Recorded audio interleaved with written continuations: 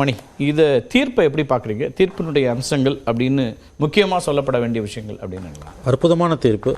அதுவும் சமீப நாட்களில் உச்சநீதிமன்றம் கொடுக்கக்கூடிய தீர்ப்புகள் சாமானியனின் நம்பிக்கையை சிதறடித்து கொண்டிருக்கக்கூடிய சூழலில் இன்றைக்கி வந்திருக்கக்கூடிய இந்த ஜட்ஜ்மெண்ட் வந்து கண்டிப்பாக வந்து உச்சநீதிமன்றத்தின் மீதான நம்பிக்கை மீண்டும் நிலைநிறுத்தியிருக்கிறது. இன்ஃபேக்ட் ஜட்ஜ்மெண்ட் வாசிக்கும்போது ஷபீர் கூட வேறு ஒரு இன்டர்வியூவில் பேசும்போது சொல்லியிருந்தார், பட்னு சொல்லிட்டு கடைசியில் அப்பீல்டு பண்ணிவிடுவாங்கன்னு நினச்சோம், பட் ஸ்ட்ரைக் டவுன் பண்ணது வந்து ரொம்ப பாராட்ட வேண்டிய ஒரு விஷயந்தான். டெஃபினட்டாக வந்து இது வந்து ஒரு அருமையான ஒரு தீர்ப்பு. கான்ஸ்டன்டைன் பேசும்போது இது என்ன பலன் இருக்கும் அப்படின்லாம் சொன்னார். நம்ம இதை எப்படி பார்க்கணுன்னா வந்து இனிமேல் வந்து நீங்கள் எலக்ட்ரல் பாண்ட்ஸில் வாங்க முடியாது.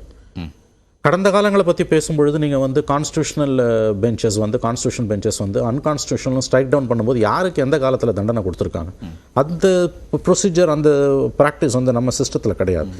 இப்போ அடுத்து என்ன பண்ண போறோம்? அக்கௌண்டபிலிட்டியை ஃபிக்ஸ் பண்ணலன்றாரு. ஆனா நீங்க சொல்ற மாதிரி வேறு எதுல ஃபிக்ஸ் பண்ணிருக்காங்க? எவ்வளோ விஷயங்கள் இது வரைக்கும் அன்கான்ஸ்டியூஷனல் ஸ்ட்ரைக் டவுன் பண்ண எந்த விஷயத்தில் இது வரைக்கும் 1952லேருந்து நீங்கள் எடுத்து பார்த்தீங்கன்னா 75 இயர்ஸில் எப்போ யாருக்கு வந்து நீங்கள் வந்து தண்டனை கொடுத்துருக்கீங்க? கிடையாது.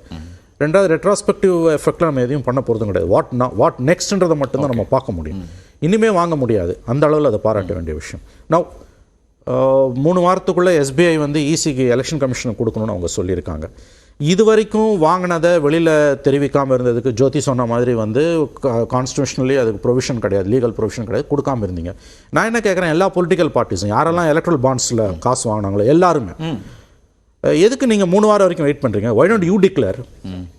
எல்லாரும் let BJP or DMK Congress கடைசியாக 94 கோடி வாங்கியிருக்காங்க, ஏடிஎம்கே 6 கோடி வாங்கியிருக்காங்க. எல்லாருமே நீங்கள் எதற்காக எஸ்பிஐக்கு கொடுத்த 3 வாரம் எலெக்ஷன் கமிஷனுக்கு மார்ச் 13 வரைக்கும் கொடுத்த வரைக்கும் வெயிட் பண்ணுறீங்க? Why don't you declare? Let the people decide. ஏன்னா இது வந்து கிட் ப்ரோக்கோன்ற ஒரு வார்த்தையை வந்து பெஞ்ச் வந்து அவங்க ஆர்டர்ஸில் சொல்கிறாங்க. ஆப்வியஸ்லி அது உங்களுக்கு தெரியும். எனக்கு தெரிஞ்சு டாக்டர் சுவாமி ஒரு ட்வீட் போட்டிருந்தார். எப்போன்னா 5-6 வருஷத்துக்கு முன்னால் இந்த டாட்டாஸ்க்கு வந்து என்னுடைய நினைவுகள் சரியாக இருக்குமானால் டாட்டாஸ்க்கு வந்து ஏர் இண்டியாவை கொடுக்குற முடிவை வந்து cabinet committee on economic affairs எடுத்து கவர்மெண்ட் இம்ப்ளிமெண்ட் பண்ணப்போ this has to be viewed with electoral bonds how much they paid it to பிஜேபின்னு அந்த துணியில் ஒரு ட்வீட் போட்டிருந்தார். 5-6 இயர்ஸ் பேக். ஸோ எல்லாருக்குமே தெரியும் டாட்டாஸ் வந்து எவ்வளோ கொடுத்துருப்பாங்க. இந்த ஏர் இண்டியாவை அவங்களுக்கு கொடுக்கக்கூடிய அந்த டிசிஷனையும் அதையும் நம்ம பிரித்து பார்க்க முடியுமா? there are so many issues. இது வந்து இப்போ நீங்கள் பார்த்தீங்கன்னா பிஜேபியை தவிர்த்து interestingly 3 regional parties, powerful regional parties, Trinamool காங்கிரஸ்க்கு 1092 கோடி, இது பிஜேடி 774, டிஎம்கே 616. இதில் எலக்ட்ரல் பாண்ட்ஸ் எவ்வளோ இருக்குன்னு தெரியும், பட் சைஸபிளி இருக்கும் கண்டிப்பாக. நான் இந்த 3 பார்ட்டிஸும் வந்து உங்களுக்கு வந்து ஸ்டேட் கவர்மெண்ட்ஸ் அவங்க கையில் இருக்குது. நான் இது பிஜேபிக்கு பொருந்துகிற மாதிரி அந்த அளவுக்கு கண்டிப்பாக இல்லாட்டியுமே வந்து all these regional parties also அவங்களும் ஆன்சரபிள் தான். நான் என்ன சொல்றேன்னா, ஜோதிமன் என்ன சொன்னாங்கன்னா, எங்களுக்கு வேற ஆப்ஷனே கிடையாது, மூலமாகத்தான் நான் ஒப்புக்கொள்கிறேன். ஜோதி சொல்றதை நான் ஒத்துக்கிறேன், நான் மறுக்கல. What she says is correct. அவங்க ஜோதி சொல்றது கரெக்ட். அடுத்து நீங்க எதுக்காக எஸ்பிஐ வந்து இசிக்கு கொடுத்து இசி வெப்சைட்ல மார்ச் 13ஆம் தேதிக்குள்ள போடணும்ன்றாங்க? ஏன் வெயிட் பண்றீங்க? ஏன் அந்த அட்வான்டேஜ் பிஜேபிக்கு இருக்கும்போது மற்ற கட்சிகள்? டிரான்ஸ்பரன்சி ரொம்ப முக்கியம். நமக்கு வந்து நம்மோட பாலிடிக்ஸ்ல டிரான்ஸ்பரன்சி ரொம்ப முக்கியம். இந்த கவர்மெண்ட் எல்லாத்தையும் மணி பில்லா கொண்டு வந்து டிஸ்கஷனே இல்லாமல் நிறைவேற்றுறாங்க. ராஜ்யசபாக்கு போக வேண்டிய அவசியம் கிடையாது. இது வந்து ரொம்ப அட்ரோஷியஸான ஒரு இஷ்யூ. இன்ஃபேக்ட் ஆதார மணி பில்லா கொண்டு வந்த அந்த ஆஸ்பெக்ட் 7 ஜட்ஜ் பெஞ்சுக்கு போயிருக்குது. ஸோ இது மோடி கவர்மெண்ட் பண்ணக்கூடிய அட்டூழியங்களில் மிகப்பெரிய அட்டூழியங்களில் ஒன்று மணி பில்லா எல்லாத்தையும் கொண்டு வருது. Now this issue now settled. Okay, நீங்கள் கடந்த காலங்களில் நீங்கள் சொல்லாமல் இன்றைக்கி காலையில் 10 மணி வரைக்கும் நீங்கள் வந்து எவ்வளோன்னு யார்கிட்ட எவ்வளோ வாங்கினீங்கன்னு எல்லா பொலிட்டிக்கல் பார்ட்டும் நினச்சா கூட சொல்ல முடியாது. Because there is a legal bar. Now அது போயிடுச்சு. நீங்கள் எதுக்காக கவர்மெண்ட்டுக்கு நீங்கள் வெயிட் பண்ணுறீங்க? நீங்கள் எல்லாரும் ஏன் கொடுக்கக்கூடாது? ஓகே. பட் எனக்கு என்ன ஒரு டவுட்னா, கடந்த காலங்களில் மோடி கவர்மெண்ட் எடுத்த நடவடிக்கைகளை பார்க்கும்போது இந்த ஜட்ஜ்மெண்ட்டை இவங்க இம்ப்ளிமெண்ட் பண்ணுவாங்களா, அல்லது சர்க்கமெண்ட் பண்ணி ஆர்டினன்ஸ் போடுவாங்களா, வேற ஏதாவது வேலைகள் அதுக்கான ஆப்ஷன் இருக்குன்னு யோசிக்க? they can do anything. no law applies to this government. அவங்க என்ன வேணா பண்ணுவாங்க. ஏன்னா ஒரு தேர்தல் அதெல்லாம் செய்வாங்களா சார்? 2 முக்கியமான இஷ்யூ. எலெக்ஷன் கமிஷனில் 5 ஜட்ஜ் பெஞ்ச் வந்து ஒரு ஆர்டர் போடுறாங்க. கவலையே படாமல் அதை வந்து ஆர்டினன்ஸ் போட்டு மாற்றுறாங்க. டெல்லி சீஃப் செக்ரட்டரி அப்பாயின்மெண்ட்டில் அதே மாதிரி 5 ஜட்ஜ் பெஞ்ச் ஆர்டரு கூச்சமே படலை மாற்றுறாங்க. ஏன் அதை இங்கே செய்யக்கூடாது? And in fact all political parties are involved. As a political class எல்லா பார்ட்டிஸும் இதை எப்படி வந்து ஹேண்டில் பண்ணுவாங்கன்றது let us have practical discussion. ஆனா தொடர்ச்சியா எதிர்க்கிறது தானே இருக்கு செய்வாங்க. நான் சொல்றேன் உங்களுக்கு அப்படின்னா ரியாலிட்டியில வேறங்கிறீங்க. நான் என்ன சொல்றேன், நீங்க அப்படின்னா நீங்க எதுக்கு கவர்மெண்ட்டுக்கு ஒரு சான்ஸ் கொடுக்குறீங்க? நீங்க ஹை மாரல் கிரவுண்ட் எடுக்கிறீங்க. இந்தியா அலையன்ஸே நான் கேட்குறேன், நான் why don't you declare? அது மூலமா நீங்க பிஜேபியை ப்ரெஷர் பண்ணுங்க, அவங்க டிக்ளேர் பண்ணட்டும். கோர்ட்டு சொல்லிடுச்சு, எஸ்பிஐக்கு டைரக்ஷன் கொடுத்தாச்சு, நாளைக்கு எஸ்பிஐ ரெவ்யூ பெட்டிஷன் போடலாம், எங்களுக்கு 3 வாரம் பத்தாது 6 வாரம் வேணும்னு கேட்கலாம். கவர்மெண்ட் ஆஃப் இந்தியாவே ரெவ்யூ பெட்டிஷன் போடலாம், டிராக் பண்ணலாம். பார்லிமெண்ட் எலெக்ஷனுக்கு முன்னால வரைக்கும் இது வந்ததுன்னா பிரச்சனையாகும். டிராக் பண்ணலாம். அப்போசிஷனுக்கு அப்படி ஒரு ஸ்பேஸ் கொடுப்பாங்களா? ஏன்னா இப்ப தேர்தல் நேரங்கள்ல நான் உங்களை கேக்குறேன் தட் இஸ் ஓகே. நீங்க வந்து இந்தியா அலையன்ஸ் இத வந்து சொல்லலாம்ன்றீங்க. ஆமா, you take a moral ground, high groundன்ற நான். சரி, நீங்க கண்டிப்பா இந்தியா நீங்க வந்து எலக்ட்ரல் பாண்ட்ஸை டெமோக்ரஸியில் விருப்பம் உள்ளவங்க யாருமே ஏற்றுக்க முடியாது. ஏன்னா பணம் கொடுக்கக்கூடிய ஒரு கார்ப்பரேட் ஹவுஸோட உரிமை முக்கியமா, பிரைவசி முக்கியமா, என்ன நடக்குதுன்னு தெரிந்து கொள்ளக்கூடிய ஒரு காமன் மேன், ஒரு ஓட்டரோட உரிமை முக்கியமானு கேட்டிங்கன்னா பேலன்ஸ் ஆஃப் கன்வீனியன்ஸ் காமன் மேனுக்கு தான் இருக்குன்னு ஒரு அற்புதமான தீர்ப்பை இன்னைக்கு உச்சநீதிமன்றம் கொடுத்துருக்கு. We salute. இதோட அடுத்த ஸ்டேஜ் நான் என்ன கேட்குறேன், நீங்கள் இந்த கவர்மெண்ட்டை நம்ப முடியாது. வை கான் தீஸ் பார்ட்டிஸ் டிக்ளேர்? உங்களுக்கு மறைக்கிறதுக்கு எதுவும் இல்லைல்ல, நீங்கள் டிக்ளேர் பண்ணுங்க. அதன் மூலமாக you can pressurise the BJP to declare. SBI கொடுக்குற வரைக்கும் கூட ஏங்க வெயிட் பண்றீங்க? நீங்க டிக்ளேர் பண்ணுங்களேன். மக்களுக்கு அந்த உரிமை இருக்கு. ஆஸ் அ சிட்டிசனா, ஓட்டரா நான் கேட்கறேன், எனக்கு தெரியணும் யார் எவ்வளவு வாங்கினாங்க. why don't you do that? Supreme court இப்போ எஸ்பிஐக்கு சொல்லியிருக்கிற நேரத்தில் அந்த கால அளவுக்கு காத்திருக்கணுமா, இல்லை இவங்க அது அவசியம் இல்லையா லீகலா? அதை பத்தி நீங்க கவலையப்படாதீங்கன்றேன். நீங்க நினைச்சீங்கன்னா 24 hours these political parties can declare எவங்ககிட்ட இருந்து எவ்வளவு வாங்கினீங்கன்னு. எல்லாரையுமே நான் சொல்றேன், not this party at that party. ஏன்னா ரீஜனல் பார்ட்டிஸும் பெரிய அளவில் வாங்கியிருக்காங்க. ஓகே, அதில் 1/10 வாங்கியிருக்காங்க. அது நாடு பூரா 36 மாநிலங்களை வச்சிருக்கக்கூடிய கட்சி 6000 கோடி வாங்குதுன்னா, ஒரு மாநிலத்தில் வச்சிருக்க கட்சி 600 கோடி வாங்குதுன்னா ஃபைன்.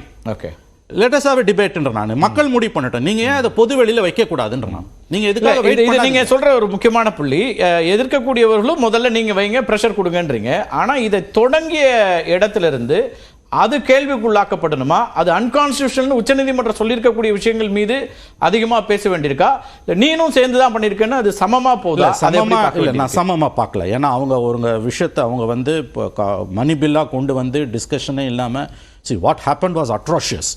அவர் கான்ஸ்டன்டைன் சொன்ன மாதிரி அவர் உர்ஜித் பட்டேல் அதை எதிர்க்கிறாரு, அன்னைக்கு இருந்த அந்த கார்கு எதிர்க்கிறாரு. நீங்கள் இப்படிலாம் கொண்டு வர முடியாது, உங்களுக்கு இல்லாத அதிகாரத்தை ஆர்பிஐயோட அதிகாரத்தெல்லாம் நீங்கள் உசர்வ் பண்ணிக்கிறீங்க, எல்லாம் கரெக்ட். நீங்கள் ஒரு சிஸ்டம்னு வந்த பிறகு தீஸ் பொலிட்டிக்கல் பார்ட்டிஸ் அதை அடாப்ட் பண்ணி தான் ஆகணும். எனக்கு அது புரியுது. பட் இன்னைக்கு supreme court has cleared the desks. Okay, இன்னைக்கு எல்லாமே நேத்து வரைக்கும் இருந்த ஜோதிக்கு நேத்து வரைக்கும் ஒரு பொலிட்டிக்கல் பிரஷர் அது இல்ல. உங்களுக்கு நீங்க டிக்ளேர் பண்ணுங்க. இப்ப காங்கிரஸ் பார்ட்டி வாங்கி இருக்குது. why don't you declare? Okay, right. அதை பற்றி பேசலாம். முதல் கட்ட கருத்தை எடுத்துக்கிறேன். சேதுராமன், இதில் ஒரு டிரான்ஸ்பரன்சியே இல்லாமல் ஆயிடுச்சுங்கிறதுலேருந்து அன்கான்ஸ்டியூஷன் சொல்கிற வரைக்கும் போகும்போது இது ஒரு பெரிய கவர்மெண்ட்டோட டெசிஷனில் ஒரு பெரிய பின்னடைவு அப்படின்னு பார்க்க வேண்டியிருக்கா? இவங்க வந்து கான்ஸ்டியூஷனை ஃபாலோ பண்ணலைங்கிற மாதிரி தேர்தல் நேரத்தில் இது ஒரு முக்கியமான பிரச்சனையாக மாறுதா? இதுல வந்து இதை 2 பார்ட்டா பார்க்கணும் அப்படின்னு நினைக்கிறேன். முதல் பார்ட் வந்து பாத்தீங்கன்னா பணம் வாங்கினது, அதை பத்தி சொல்றது. ஆனா வந்து ஆர்டிஐ டிரான்ஸ்பேரன்சி இல்ல அப்படிங்கறதான் கோர்ட் தெளிவா சொல்லியிருக்கு அப்படின்னு நான் பாக்குறேன். இன்னொரு விஷயம், நான் ஒரு உதாரணத்துக்கு சொல்றேன். ஏன் பாஜகவுக்கு வந்து அதிகப்படியான பணம் வந்திருக்கு அப்படின்னா 2 டேர்ம் இருக்கு. இந்த இதை வந்து பாண்ட்ஸை கொண்டு வந்திருக்காங்க. ஆனா மக்கள் ஓட்டர்ஸ், நீங்க யாரா வேணா இருக்கலாம், கான்பிடன்ஸ் அப்படின்னு பார்த்தா அந்த சைடு தான் அதிகப்படியான பணம் கொடுப்பாங்க அப்படிங்கிறதையும் நாம் வந்து கவனத்தை எடுத்துக்கணும். ஒரு உதாரணத்துக்கு சொன்னா தமிழ்நாட்டிலேயே எடுத்தீங்கன்னா திமுக அதிக பணம் வந்திருக்கு, அதிமுக அதிக பணம் வந்திருக்காங்கிறது மட்டும் இல்லை, எவ்வளவு மடங்கு அதிகமா வந்திருக்குன்னு நீங்க பாத்தீங்கன்னா உங்களுக்கு ஒரு ஐடியா கிடைக்கிறதுக்கான வாய்ப்புகள் இருக்கு. இந்த மாதிரி ஒவ்வொரு விவகாரத்தையும் நம்ம எடுத்தோம்னா இது சரியா தனிநபர்கள் தேர்ந்து வந்ததுன்னு பாக்குறீங்களா, அல்லது தொழிலதிபர்கள் நிறுவனங்கள்? இல்ல, நிச்சயமா தனி மனிதர்களோட நம்பர் வந்து கம்மி அப்படின்னு நான் நினைக்கிறேன். நிச்சயமா வந்து ஏன்னா உங்களுக்கு வந்து பணம் கலெக்ஷன் அப்படின்னால எல்லா கட்சிகளும் என்ன பண்ணுவாங்கன்னாக்கா எங்கே அதிகப்படியாக நான் பணத்தை வந்து கலெக்ட் பண்ண முடியும் அப்படிங்கிறது. இன்னொன்று வந்து பினான்சியல் சூழலை நம்ம பார்க்கணும். தனி மனிதர்கள் எவ்வளவு கான்ட்ரிபியூட் பண்ண முடியும் அப்படிங்கிறது இருக்கு. இன்னைக்கு அவங்களுடைய எஃபர்ட் எல்லாமே எல்லாரும் என்ன பண்றாங்கன்னாக்கா நம்ம வந்து கார்பரேட் கிட்ட இருந்து வாங்கலாம் அப்படிங்கிற ஒரு இது இருக்கு. ஆனா அதையே வந்து நீங்க வந்து ஈக்குவேட் பண்ண முடியுமா, குவிட் ப்ரோ கோ அப்படின்னு வந்து கான்செப்ட்ல வந்து ஆஸ்பெக்ட்ல பண்ண முடியுமா அப்படிங்கிறதையும் வந்து நம்ம அந்த காலகட்டங்கள் எல்லாத்தையும் பரிசீலனை பண்ணாலே நமக்கு ஓரளவுக்கு தெரியும், மக்களும் வந்து பார்ப்பாங்க அப்படிங்கிறது ஒண்ணு. இதுல முக்கியமான ஒரு டிஃப்ரெண்ட் கேஸை வந்து உங்களுக்கு வந்து இதுல கோட் பண்ணணும்னு ஆசைப்படுறேன். National Herald case. National Herald கேஸோட இதுல வந்து என்ன சொல்லப்பட்டது அப்படின்னாக்க, ஒரு கட்சியானது நீங்க ஒரு ஆர்கனைசேஷன் தனியா ஒரு இதுக்கு வந்து ஒரு நிறுவனத்துக்கு வந்து நீங்க வந்து கடன் கொடுக்க முடியாது. இந்த மாதிரியான பல விவகாரங்கள் இருந்தப்போ முன்னுக்கு பின் முரணான விஷயங்கள் காங்கிரஸ் தரப்புல சொல்லப்பட்டப்போ என்ன சொன்னாங்கன்னாக்க, சரி நீங்க வந்து உங்களுடைய கணக்கு புத்தகத்தை தாக்கல் பண்ணுங்கன்னு சொன்னப்போ பதறி அடித்துக் கொண்டு நாங்கள் செய்ய மாட்டோம்னு சொன்னாங்க. இப்ப நம்ம பேசுற இந்த எலக்ட்ரல் பாண்ட் விஷயத்த கூட விட்டுருவோம். இது நான் என்ன கேட்கிறேன், ஒரு கட்சியாக நீங்க பொது வெளியில் இருக்கும்போது உங்க அக்கௌண்ட்ஸ், இப்ப நம்ம என்ன கேட்கிறோம், நீங்க ஆட்சியில இருக்கும்போது ஒவ்வொரு கார்ப்பரேட் கம்பெனியையும் நீங்க அக்கௌண்ட் தாக்கல் பண்ணணும்னு நீங்க சொல்லும் போது, முறைப்படியாக தேவைப்பட்ட அதை ஆடிட்டிங்க்கும் நீங்க அலோவ் பண்ணணும்னு நீங்க சொல்லும் போது, பொதுமக்களின் ஒரு இதுவா அங்கமாக இருக்கக்கூடிய இந்த கட்சி நீங்க ஏன் உங்களுடைய அக்கௌண்ட்ஸ் இதை வந்து தாக்கல் கோர்ட்ல கொடுக்கறதுக்கு, நீங்க பொது வெளியில பப்ளிஷ் பண்ணுங்கிறது கூட இல்ல, கோர்ட்டோட ரிவ்யூக்கு கொடுக்கறதுக்கு ரொம்ப நியாயமான கேள்வி. அதுக்கு ஜோதிமணியும் பேச விரும்புறாங்க. நான் அதுக்கு போறதுக்கு முன்னாடி மத்திய அரசு அரசாங்கம், நான் பிஜேபி சொல்ல, மத்திய அரசு கொண்டு வந்திருக்கக்கூடிய ஒரு சட்டம், அந்த சட்டம் சட்டத்திற்கு புறம்பானது, சட்ட விரோதமானதுன்னு உச்சநீதிமன்றம் சொல்லுது. ஒரு தனி கட்சி அதனுடைய கணக்கு வழக்கு சொல்லல. இது ரெண்டையும் ஒப்பிடுவது அப்படிங்கிறது சரியா இருக்க முடியுமா? ரெண்டும் ஒரே அளவுல ஒப்பிட முடியுமா? அதுவும் சட்ட விதிமீறல்ங்கிறதுக்காக தான் நான் எக்ஸாம்பிள் சொல்றேன். ஏன்னா சொல்லப்பட்ட விதிமீறலை நீங்க பண்ணிருக்கீங்க, ஆனா அதுக்கே டிரான்ஸ்பரன்சி காட்ட முடியாத நீங்க இன்னைக்கு இப்படி கேள்வி கேட்கறீங்க. நான் திரும்பவும் சொல்றேன், கேள்வியே உச்சநீதிமன்றம் கேக்குது, தலைமை நீதிபதி கேட்கிறார், பெஞ்ச் கேக்குது. நான் சொல்றேன் சுப்ரீம் அங்கேயும் கோர்ட் தான் கேட்டாங்க. ஆமா, சுப்ரீம் கோர்ட் சொன்னதை நான் மிகவும் வரவேற்கிறேன். திரும்பவும் சொல்றேன், ஏன்னா அக்கௌண்டபிலிட்டி வேணும்.